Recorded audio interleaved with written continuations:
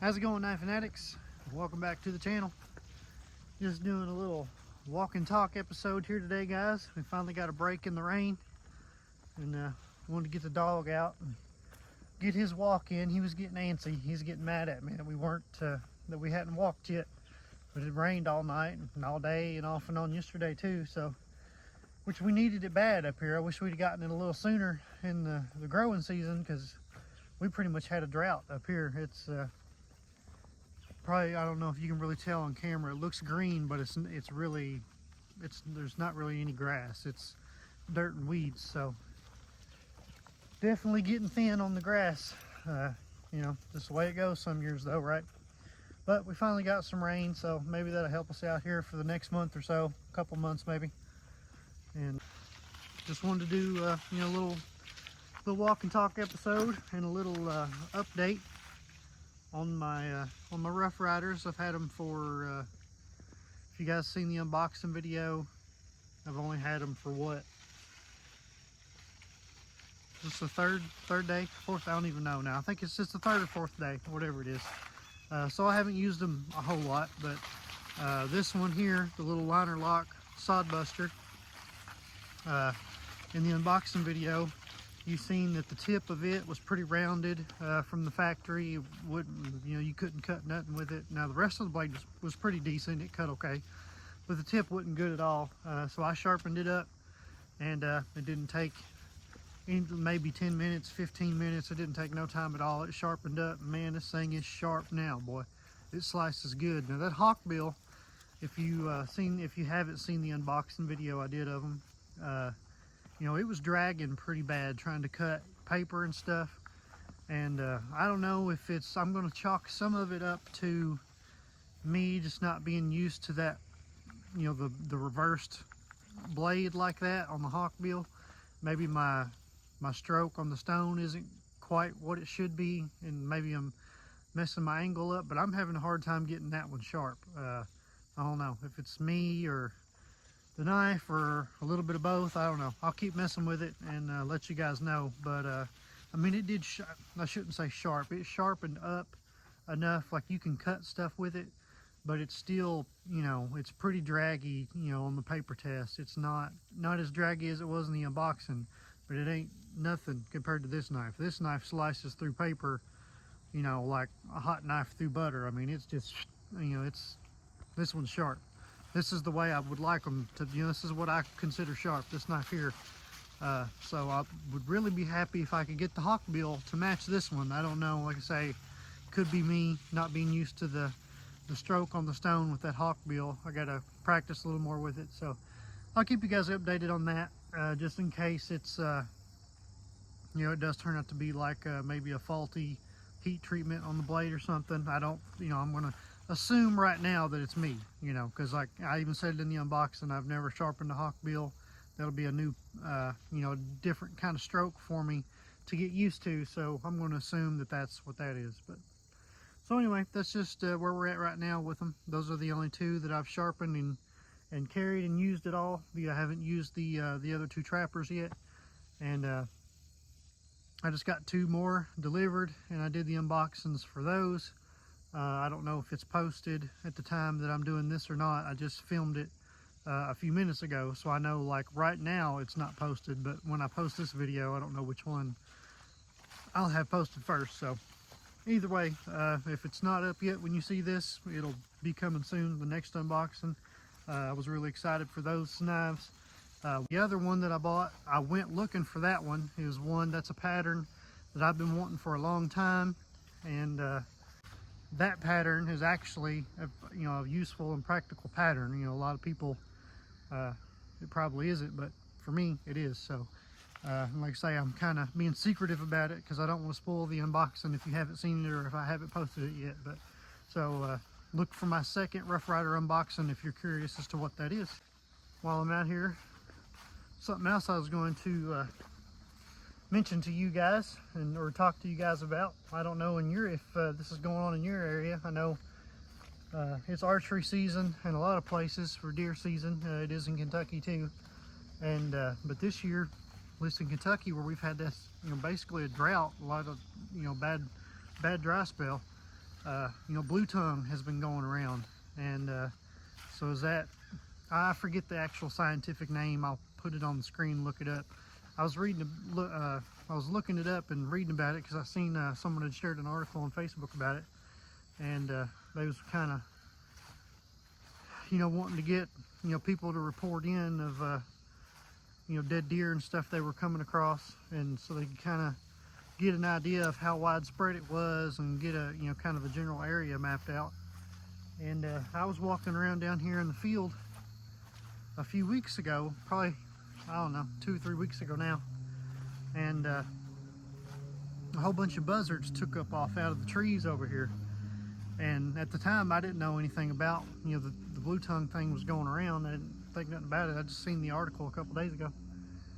Yeah, with as many buzzards as took off, I figured it was probably a large animal like a deer or something. So I know about where it was at, and I wanted to wait for it to be, it should be pretty much decomposed by now. I wanted to go over here and look and see if I could find it, see what it is. I think it's this way.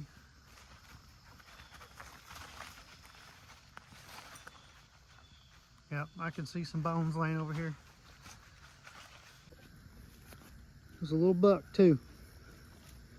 So I figured it was probably a deer, or had to be something large with as many buzzards, like I said, that took off. Not a bad little buck either. So I'm going to get back. I'm going to come down here and soak this in some bleach, and I'm gonna see if I can't do something with that. No point in letting it lay there. So yep, little buck. I don't know if it had that blue tongue stuff, or maybe it got hit and made it this far. I don't, hard to say around here, but hard to say around here. The road at the top of the hill, there's not, main road's not too far up the hill. They years ago now, the state come in and took 5 acres of this place from my grandpa, which, I mean, they had to pay for it, but it wasn't like a, like you had a choice. They were taking it one way or the other. So they took I think it was actually 5.5 acres, and they cut the hilltop and put a road in there. And so now the road, main road's not very far up the hill, and so stuff gets hit up there all the time. It could have got hit up there, and maybe it drug itself this far, or it could have had that, the blue tongue stuff. They said it was going around in Kentucky. Don't really know. But yeah, that's a decent little set of antlers there. So I'm definitely going to do something with that. Either make a European mount out of that, or use those antlers for some knife handles or something. Might as well use it. All right, it's just laying there. So yeah, you guys comment and let me know if that's been a problem in your area this year. Yeah, just a quick little walk and talk episode today, guys. Not much. Just wanted to give a little update on the Rough Riders. This one right here is quickly becoming my favorite. I may end up carrying this one a lot. I like this knife. It's a good size. I really like the liner lock, and like I say, that it's sharpened up good. You guys have heard me say it on a lot of videos. I'm generally not a fan of stainless steel. I can't get the same kind of edge out of stainless, or at least the stainless that I've had, the knives that I've tried. I just can't get the same edge that I get on carbon. But it's not bad by any means. It's just, I don't know, there's just a crispness. Anyone that's sharpened a lot of knives knows what I'm talking about. There is just a different feel to a really sharpened old carbon steel knife. There's just something different about it. But this one right here, man, it surprised me how sharp it got and how fast. This thing sharpened up well. I think, I don't know, that Colt that I did, it's all, I don't know if this is 440A. I know it's 440. I looked it up, or tried to look it up, and it was just kind of a vague answer. It's like, generally Rough Ryder uses 440A. I've seen some videos said they use 440B. So I don't know. I'm assuming that it's the same steel basically as that Colt that I did. Excuse me. I'll have to test it and see side by side and see which one sharpened up better. That Colt sharpened up pretty good too, but this one, I don't know, there's just something about it. When I went to start slicing through paper, man, it was really smooth. So I'm very impressed with it, especially for the money. And yeah, this one may be a favorite. Definitely going to get carried a lot. So anyway, quick little episode today, guys. Not a whole lot, so I just wanted to touch on that, and I also wanted to do a quick thank you to the other channels that have given me shout outs recently. It has majorly boosted my channel, and I cannot thank you guys enough. The first guy that did it was Blade Man, so thank you very, very much. If you know, just happens that some of you guys that have stumbled across my channel, you know, don't know who Blade Man is, go watch his channel. He's very talented at restoring old knives and you know, making stuff for old knives. Like I said, he mentioned that one video I had posted a World War II Japanese military pocket knife that my grandfather had brought home from World War II, and they're pretty rare. You don't see them very much, and so when he happened to come across my video that I'd posted of it, and you know, and he said that same thing. He'd never seen one, and I was looking them up, and you know, figured out, yeah, they're pretty rare.